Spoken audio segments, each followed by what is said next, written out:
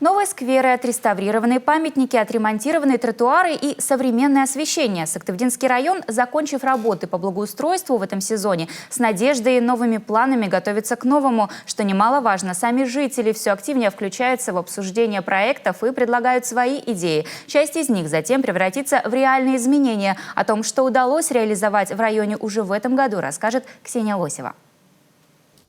Еще несколько месяцев назад в вечерние часы жителям Слутки приходилось передвигаться по селу буквально на ощупь. Без особой необходимости на улицу ночью сельчане и вовсе предпочитали не выходить. Страшно, да и волки здесь частые гости. Старое освещение со своими задачами уже не справлялось. И если летом ситуация еще была не такой критичной, то в зимнее время с приходом сумерек уличная жизнь тут полностью затихала до рассвета. И вот, наконец, в этом году Слутка смогла выйти из темноты. В селе установили 30 светодиодных светильников и 20 прожекторов.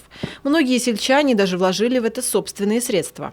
Граждане должны где-то сходить за водой, где-то выйти в гости, где-то там подъехала машинка с продуктами. Конечно, нужно было решать проблему освещения. Есть родные, близкие, есть люди, которые помоложе, есть люди, которые где-то работают и которые понимают, что без нашей с вами помощи, то есть если не мы, то кто?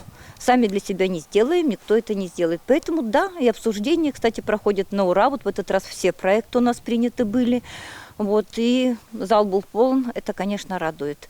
В прошлом году совместно с жителями здесь тоже удалось решить уже давно назревшую проблему. В каждом населенном пункте появились мусорные контейнеры со специально оборудованными площадками. В следующем за счет народного бюджета планируют благоустроить местные кладбища. Дел еще много, говорят здесь, но все решаемо.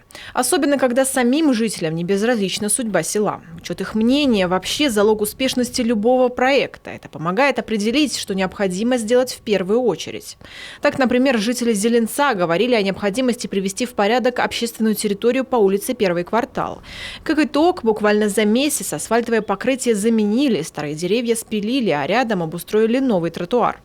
Жители рядом находящихся домов осуществляли тоже общественный контроль, очень активно участвовали, давали советы.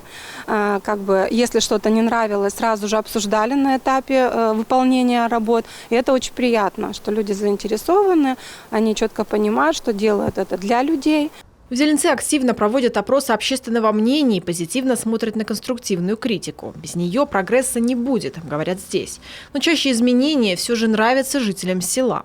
Для них в следующем году уже тоже приготовили немало сюрпризов. Так, например, между первым и вторым кварталами появится долгожданный пешеходный переход, а также тротуар вдоль центральной дороги. А еще здесь оборудуют новую детскую площадку. Все это станет хорошим подарком к солидному юбилею села. В следующем году ему исполнится 435 лет. Ксения Лосева, Павел Люлянмин, телеканал Юрган, Сыктывдинский район.